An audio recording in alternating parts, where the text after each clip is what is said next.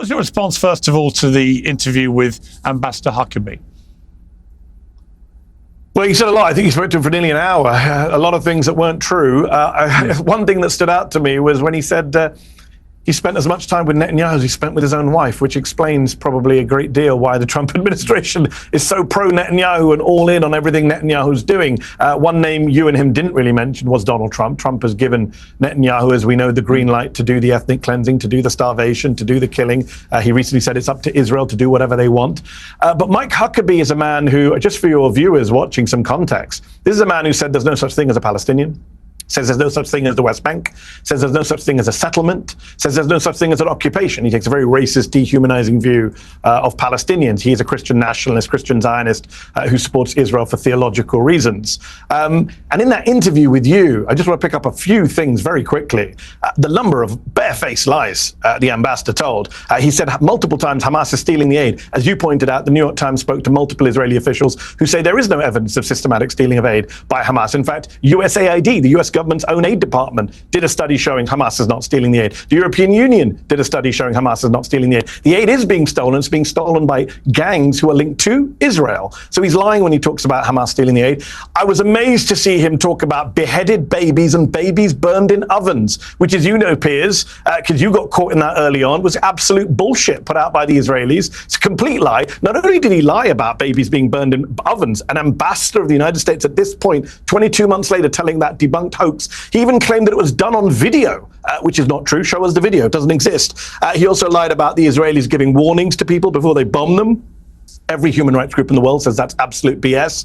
The Baka Cafe in Gaza City was bombed just last month. 30 people killed. A seaside cafe where they're having a children's birthday party. A boxer was killed. A sports star was killed. Children were killed. No warning given. They dropped a 500-pound bomb on a crowded seaside cafe. And then, of course, he lied about Anas al-Sharif and his crew. He said that the evidence points to them being Hamas. As you pointed out, no one who's looked at any of the evidence provided by Israel says that's evidence of Hamas. All he had was that, he was spotted taking a picture with the leadership of Hamas. So if you stand next to an accused terrorist or someone on the American terrorist watch list, that makes you a target, because I would point out Mike Pompeo is in a picture standing next to the Taliban. Donald Trump is in a recent picture standing next to the former leader of Al-Qaeda in Syria. Is that what we're now classifying as a justification for killing someone?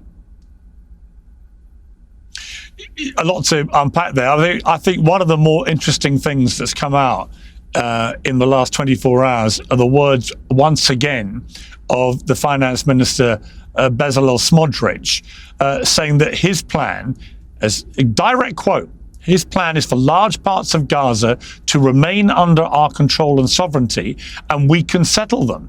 And that this has been, I know it's been a fear that you have expressed from day one of this, after October the 7th, that actually Israel and its hard right government ministers would move to try and take over Gaza and indeed the West Bank. You know, when you hear people like Smotrich, it's very hard to dispute that's exactly what he wants to do.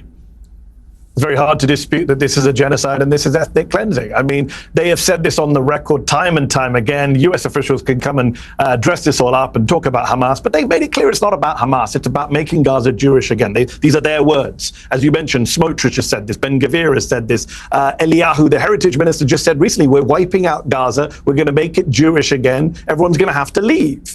Donald Trump himself, by the way, Mike Huckabee's boss, has said everyone has to leave and they can't come back, is what he said to Fox in one interview.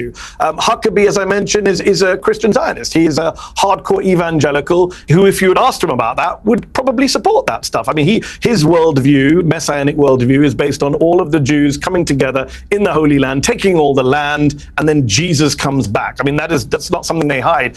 In fact, Huckabee, Piers, was at an illegal West Bank settlement, Shiloh, in May, and he visited 5 heifers, 5 red cows, sent from Texas, I believe, which I believe is part of the prediction, the prophecy for rebuilding the temple and bringing back the Jewish Messiah. I mean, this is the kind of circles he moves in. These are the kind of beliefs and views he shares. And it's very worrying that Donald Trump, we know, Piers, you and I, is not a religious man. He's not a big Christian, but he's filled his administration with these kind of messianic folks, these Christian evangelicals who say Israel right or wrong. You've got the Speaker of the House, Mike Johnson, just went to Israel a few days ago, ago, I think, and he visited an illegal West Bank settlement. You didn't get a chance to talk about the West Bank with Huckabee, which he believes is not occupied. You have 2 American citizens, Piers, killed in the West Bank in the last 30 days by settlers. Mike Huckabee is the American ambassador to Israel, as he proudly told. He said, I'm America's ambassador to Israel. What's he done for them? They're American citizens. Isn't that the job of the US ambassador to Israel, to protect American citizens in that country or in occupied territories by that country? Yeah, listen, I think the aggressive expansion of settlements in the West Bank is a crime. I made no pretense of that since they've been doing this throughout the last 2 years. What did you make of the Gaza Humanitarian Foundation spokesman interview? Because there's a lot of misinformation being thrown around about the UN and the way they operated the food. That, as I said to the ambassador, and as he rightly picked up on, the New York Times did an extensive report which said that there was no evidence of systematic theft by Hamas. However, I'm under no illusion that, of course, Hamas would probably try and take as much as it could get his hands on, and I would assume they've been doing that reasonably regularly. There was just no evidence of a systematic thieving of all the UN food. Do you think the Gaza Humanitarian Foundation is a force for good in Gaza because it's getting some food to Gazans, or do you think it's not a force for good? So in terms of getting food to Gazans, let's just debunk something both the GHF guy and Huckabee said to you. They keep saying 110 million meals. That's since the end of May. We are in the beginning of August. When you do the maths, or math here in the US, you need, for 3 meals a day, right, for 2 million people, you need over 400 million meals in that time space. By the way, these are meals that have no water, no fuel. So you get the food, you can't cook them. You don't. How are you supposed to cook them? What are you supposed to drink with them? You don't get any water or fuel from the GHF. Just these prepackaged meals. And it's enough meals to cover, as they say, 110 million meals. But what you actually need are 400 million meals. So really, they've only provided a quarter of as much food as the people need, and without any water or fuel. So they're just selective cherry picking of stats without any context. In terms of your question, let me answer it directly. No, it's not a force for good. It is a force for evil. And that is not a word I use lightly, Piers. I'm not one of these people who throws around evil all the time. But what we have seen in the last few weeks at these GHF sites is evil. You are seeing people, hungry people, coming for food, starved by Israel. And then when they come to the sites that they're told to come to get the food, they are then shot at and killed, right?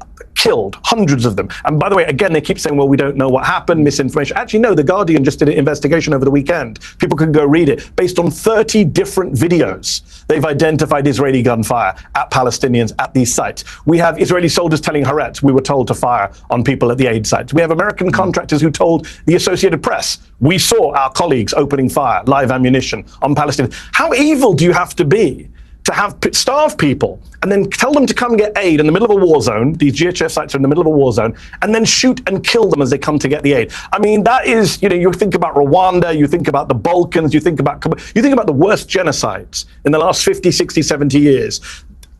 This is up there with them, if not beyond. It's the most evil thing I have seen in my life in recent years.